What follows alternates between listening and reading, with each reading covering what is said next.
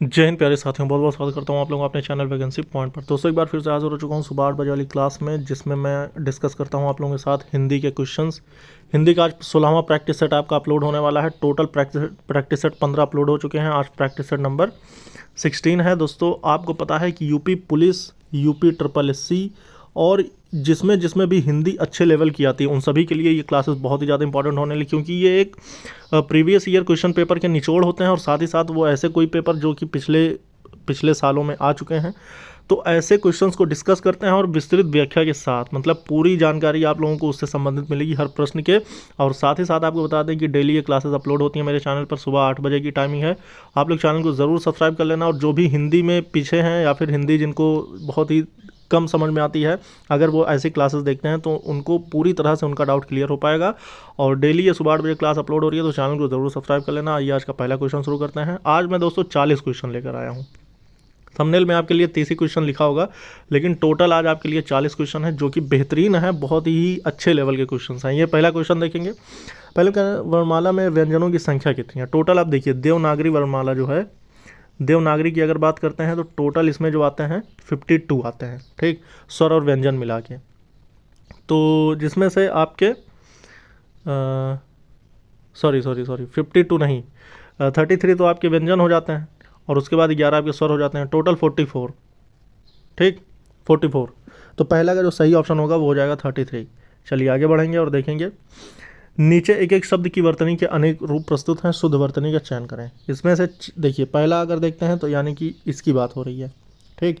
इसमें 4 दिए हुए हैं, इनमें से एक सही वर्तनी वाला शब्द है, जो कि आप देख रहे होंगे श्रृंगार, इसका पहला सही हो जाएगा।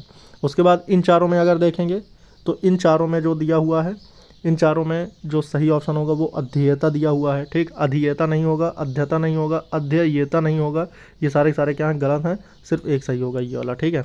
चलिए कवित्री, देखिए कवि होता है आपका पुल्लिंग, ठीक, ये पुल्लिंग शब्द है।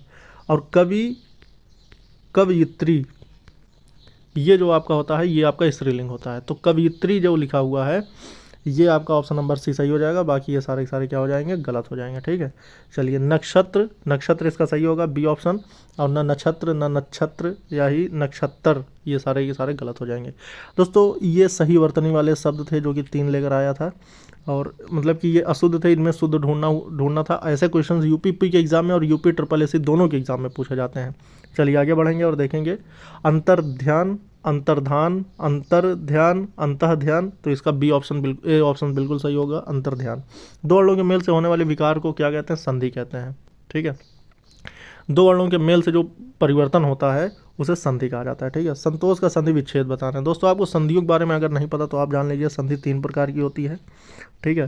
पहला होता है स्वर संधि, दूसरा होता है विसर्ग संधि, तीसरा होता है व्यंजन संधि। स्वर संधि के आपस में 5 भेद होते हैं। तो अगर आप लोगों को ये चीज़ें नहीं पता है तो इसको आपको पढ़ना पड़ेगा विस्तृत। मैं जो देखिए 20 प्रैक्टिस सेट तो मैं लेकर आऊँगा, उसके बाद मैं आपका टॉपिक वाइज क्लासेस जब शुरू करूँगा तो उसमें मैं एक एक टॉपिक संबंधित 30-30 क्वेश्चन कराऊँगा आपके, ठीक है, जिसमें आपकी पूरे कन्फ्यूज़न वाले 30 क्वेश्चन होंगे जो कि बिल्कुल क्लियर हो जाएंगे। उसके बाद आपको कहीं भी दिक्कत नहीं आने वाली। संतोष का संधि विच्छेद क्या होगा? तो पहला ऑप्शन सही होगा, समधन तोष। माँ में देखिए हलंत लगा रहेगा, ठीक है। उज्ज्वल का उत्ध्वन ज्वल, ये बिल्कुल सही ऑप्शन हो जाएगा। उज्ज्वल का संधि विच्छेद, अच्छा ये दोनों ही व्यंजन संधि के उदाहरण हैं, ठीक है। ये क्या है? व्यंजन संधि के उदाहरण। चलिए आगे बढ़ेंगे। विश्वामित्र का संधि विच्छेद, तो विश्वधन मित्र, विश्वधन मित्र, विश्वधन मित्र, ये तीनों गलत हो जाएंगे। एक सही होगा विश्वमित्र, विश्वधन अमित्र, ठीक है। चलिए संगम का संधि विच्छेद क्या होगा? समधनगम, गलत। संग धनगम, ये भी गलत। संधनगम, ये भी गलत। सम और मा में आधा हलंत रहेगा और गम, ठीक है, संगम। समास शब्द का अर्थ क्या होता है? देखिए समास विग्रह, विग्रह का मतलब होता है वही विच्छेद जो हम संधि विच्छेद में करते हैं। विग्रह का मतलब तोड़ना। समास का मतलब होता है संक्षेप। अगर कोई शब्द का विग्रह हुआ है तो उसको समास करने का मतलब कि उसको संक्षेप में लिखना, ठीक है। अनायास में समास कैसा है? अनायास, दोस्तों आपको पता है कि 13 का जो सही ऑप्शन हो जाएगा ये हो जाएगा आपका ऑप्शन नंबर बी। ये एक न समास है, ठीक है, जिसमें अना जुड़ा है, तो ऐसे जो होते हैं वो न समास के अंतर्गत आते हैं, ठीक है। उपसर्ग का प्रयोग होता है, देखिए उपसर्ग और प्रत्यय दो होते हैं एक शब्द में। किसी शब्द में मान लो कोई शब्द है, उसमें जो उपसर्ग लगता है वो शब्द के पहले लगता है और जो प्रत्यय लगता है वो शब्द के बाद लगता है। ठीक है, ये प्रत्यय जो होगा बाद में लगेगा, उपसर्ग पहले लगेगा। ठीक, जैसे भाव में, जैसे कोई शब्द है भाव, भाव में अगर हम आ उपसर्ग लगा देंगे तो हो जाएगा अभाव। ठीक है, तो ये जो आ लगा है ये उपसर्ग होगा। ठीक है, तो शब्द के आगे लगता है। ठीक, पुरोहित में उपसर्ग क्या है? पुरोहित में अगर हम सदी विच्छेद करते हैं तो 15वें का जो सही ऑप्शन हो जाएगा ये हो जाएगा आपका पुरः। पुरः लगा हुआ है उपसर्ग इसमें। ठीक है, खुशकिस्मत में उपसर्ग किस भाषा का है? जो खुशकिस्मत है इसमें जो उपसर्ग लगा हुआ है वो किस भाषा का है? अरबी भाषा का, एक फारसी भाषा, एक तुर्की की, संस्कृत। तो 16वें का जो सही ऑप्शन हो जाएगा वो हो जाएगा फारसी भाषा। ठीक है, खुश जो शब्द है ये कैसा है? फारसी भाषा है। ठीक है, दोष हर्ता में प्रत्यय, हर्ता प्रत्यय का मतलब जो पीछे लगा हो, तो 17 का जो सही ऑप्शन हो जाएगा ये हो जाएगा हर्ता। दोष, दोष एक शब्द है, इसके पीछे कौन सा शब्द लगा हुआ है? हर्ता। तो ये जो पीछे शब्द लगते हैं उसे क्या कहते हैं? प्रत्यय। और अगर आगे कोई शब्द लगा होता तो उसे कहते हैं उपसर्ग। ठीक, चलिए आगे बढ़ेंगे। निम्न नीचे विशेषण शब्द दिए गए हैं, इसके साथ प्रयुक्त होने के लिए विकल्प स्वरूप 4 संज्ञा शब्द दिए गए हैं। अगले आपको गलत विकल्प का चयन करना है। देखिए, तंग का विशेषण क्या होगा?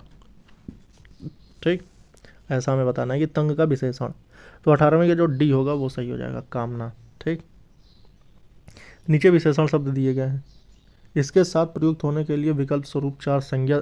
अच्छा, जैसे ये जो दिए है ना ये संज्ञा है, इसके साथ कौन सा विशेषण लगेगा ये यहाँ पे दिया हुआ है। ठीक, कामना के साथ तंग लगेगा। ठीक है, सीधा, अगर ये 4 संज्ञा है तो इनके साथ सीधा किसके साथ मैच करेगा? तो 19 का जो सही ऑप्शन होगा ये हो जाएगा मूर्ति। ठीक है, मूर्ति के लिए सीधा शब्द अगर इस्तेमाल होगा तो ये इसकी विशेषता बताएगा। ठीक है, उसके बाद 20वां देखेंगे। 20वें में सी ऑप्शन बिल्कुल सही हो जाएगा, वैरी के साथ प्रिय लगेगा। ठीक है, चलिए देखिए, नीचे प्रत्येक में 4 शब्दों के समूह हैं, एक शब्द बेमेल है उसका चयन करिए।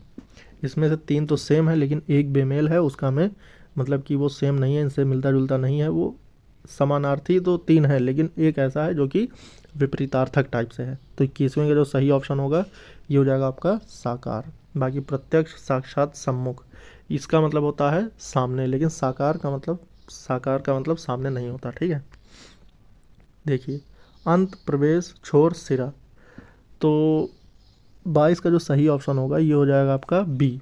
देखिए, अंत होना, किसी पे छोर मतलब किसी का अंत वाली जगह, या फिर किसी का सिरा, ये भी एक प्रकार से सिरा का मतलब ऊंचाई में अंत, लेकिन जो प्रवेश है ये बिल्कुल अलग है। ठीक, 23 का देखेंगे, अंक, चिन्ह, निशान और संख्या, इन चारों में से जो 23 का सही ऑप्शन हो जाएगा ये हो जाएगा संख्या। संख्या एक अलग चीज़ है। देखिए, अंक कोई किसी चीज़ की को प्रदर्शित करता है, निशान भी कोई चीज़ को प्रदर्शित, चिन्ह भी किसी को प्रदर्शित, लेकिन संख्या ऐसी चीज़ नहीं है। ठीक है, 24वां देखेंगे, अंधेर, धांधली, अशांति और अन्याय। तो 24 का जो सही ऑप्शन हो जाएगा ये हो जाएगा आपका ऑप्शन नंबर सी, अशांति। ठीक है, अनिष्ट, अशुभ, अहित, हानि, ये सारी 25वें के देखेंगे। 25वें का जो सही ऑप्शन होगा ये हानि हो जाएगा। ठीक है, इसमें हानि जो है वो बेमेल है। चलिए आगे बढ़ेंगे। सरस्वती का पर्यायवाची शब्द नहीं है। दोस्तों, वीडियो को लाइक और शेयर करते रहिएगा सभी मित्रों के साथ। जो भी हिंदी पढ़ने के इच्छुक हैं वो सभी चैनल को ज़रूर सब्सक्राइब कर लें। और आप लोगों के सिलेक्शन के लिए बहुत ज़्यादा इंपॉर्टेंट ये हिंदी की क्लास होने वाली है, चाहे आप यूपी पुलिस की भर्ती की तैयारी कर रहे हैं या फिर यूपी SSC किसी की, या फिर किसी भी ऐसे एग्ज़ाम की जिसमें हिंदी आती है। 26 का कौन सा ऑप्शन होगा? ऑप्शन नंबर सी हो जाएगा। ये कमला जो है सरस्वती का पर्यायवाची नहीं है, और बाकी सभी वाणी, वीणा, पाणी, शारदा ये सभी क्या हैं? सरस्वती के पर्यायवाची। भुजंग, देखिए, भुजंग का पर्यायवाची शब्द नहीं है। 27 का जो सही ऑप्शन होगा ये हो जाएगा। देखिए, भुजंग का व्याल भी है, ये भी है, ये भी है, मगर ये नहीं है, तो इसका मतलब ये सही हो जाएगा। ठीक है, गरुड़ इसका पर्यायवाची नहीं है। जलद का पर्यायवाची शब्द नहीं है, जलद। अच्छा, जो नहीं है वाले शब्द बताने से ना इससे आपको और याद भी हो जाएंगे कि जलद के कौन कौन से हैं। ठीक है, 28 का जो सही ऑप्शन होगा जलद का जो है अंबर नहीं है, बाकी घन है, बारिद है, बलाहक है, ये सारे सारे क्या हैं? जलद के पर्यायवाची हैं। ठीक है, अनुचर का पर्यायवाची शब्द नहीं है। अच्छा, यहाँ पे ज़्यादा ध्यान देने की ज़रूरत होती है। 29 का जो सही ऑप्शन होगा ये हो जाएगा आपका अनुचर का निर्जर। ठीक है, और बाकी सेवक, चाकर, भृत्य, चाकर, भृत्य, ये सारे अनुचर के पर्यायवाची हैं। चतुर का पर्यायवाची शब्द नहीं है, चतुर शब्द का पर्यायवाची नहीं है। तो 30 का जो सही ऑप्शन हो जाएगा ये हो जाएगा आपका चतुर का देवप्रिय, ये पर्यायवाची नहीं है। बाकी चतुर का दक्ष, पटु, नागर ये सारे क्या हैं, पर्यायवाची हैं। अब यहाँ पर देखिए क्या करें, नीचे मुख्य शब्द के 4 अर्थ दिए गए हैं, सर्वाधिक उपयुक्त अर्थ का चयन करें। प्रतिघात का मतलब क्या हो सकता है, जैसे कहते हैं ना कि प्रतिघात करना है, तो 31 का जो सही ऑप्शन हो जाएगा ये हो जाएगा आपका चोट के बदले चोट। ठीक है, अगर किसी ने आपको मार दिया तो आप भी उसके बदले उसको मारना ही चाहते हैं, उसके अलावा और कोई भी सोल्यूशन नहीं है। अशक्त का मतलब क्या है, 32 का जो होगा अशक्त का मतलब अक्षम। ठीक, रंग भवन का मतलब क्या है, रंग भवन को आप इसका अर्थ कैसे प्रदर्शित कर सकते हैं, तो 33 का जो सही ऑप्शन हो जाएगा 33 में रंग भवन का मतलब नाट्यगृह। ठीक है, रंग भवन कहते हैं ना कि अभी रंगमंच चल रहा है या फिर कोई नाट्य चल रहा है, ऐसा टाइप से कुछ। त्रिकालज्ञ, त्रिकालज्ञ के लिए एक इसमें से सही ऑप्शन क्या हो सकता है, 34 का जो सही ऑप्शन होगा ये हो जाएगा आपका सर्वज्ञ। त्रिकालज्ञ का मतलब सर्वज्ञ। ठीक है, अनागत का विलोम शब्द बताना है आपको। अब देखिए आगत और अनागत, 36 का जो सही ऑप्शन हो जाएगा ये डी हो जाएगा। आगत और अनागत का संबंध है, आगत का विलोम शब्द अनागत। ठीक है, अधुनातन का विलोम शब्द बताइए, 37 का जो ए ऑप्शन हो जाएगा पुरातन। अच्छा एक चीज़ और आपको बता दें कि ये जो आप क्वेश्चंस कर रहे हैं ना, अगर आपको ये क्वेश्चंस करने में आसानी लग रही तो आप ये समझ लीजिएगा कि प्रीवियस ईयर पेपर पर ही एक प्रीवियस ईयर पेपर है ये। तो डेली ऐसे ही है कि मैं प्रीवियस ईयर पेपर लेकर आता हूँ जो कि हिंदी के सभी सिलेबस को कवर करता है। ठीक है दोस्तों, और ये बेहतरीन क्वेश्चंस होते हैं जो कि आपके एग्ज़ाम के लिए भी जो मैं 20 प्रैक्टिस सेट कराने के लिए बोला हूँ वो सभी किसी न किसी एग्ज़ाम में आए हुए पेपर हैं, और वो आपको बहुत ही ज़्यादा हेल्प करेंगे आपकी तैयारी जांचने के लिए। और उसके बाद फिर मैं टॉपिक वाइज क्लासेस लेकर आऊँगा आप लोगों के लिए। ठीक है, चलिए अधुनातन का पुरातन हो गया। ठीक है, आशा का विलोम शब्द बताइए। आशा का बहुत आसान है, 38 का जो सही ऑप्शन हो जाएगा ये हो जाएगा आपका डी निराशा। दोस्तों आपको पता है ये प्रीवियस ईयर पेपर हैं तब भी कितने आसान से क्वेश्चन आते हैं, अगर जो पढ़ा नहीं होता उसके लिए दिक्कत हो जाता है। नीचे कुछ वाक्यांश वाक्य खंड दिए गए हैं, उनके स्थान पर एक शब्द के लिए 4 विकल्प दिए गए हैं, आपको सही विकल्प का चयन करना है। जिसे बुलाया ना गया हो, इसके लिए आपको एक अर्थ बताना है, एक शब्द बताना है। तो 39 का जो सही ऑप्शन होगा, 39 के लिए जो प्रयुक्त और सही ऑप्शन होगा वो होगा अनाहूत। ठीक है, जिसे बुलाया ना गया हो, जैसे बहुत सारे लोग आए हुए हैं, अच्छा बहुत सारे लोग अतिथि लगा देंगे, ये तो आ गए हैं ना।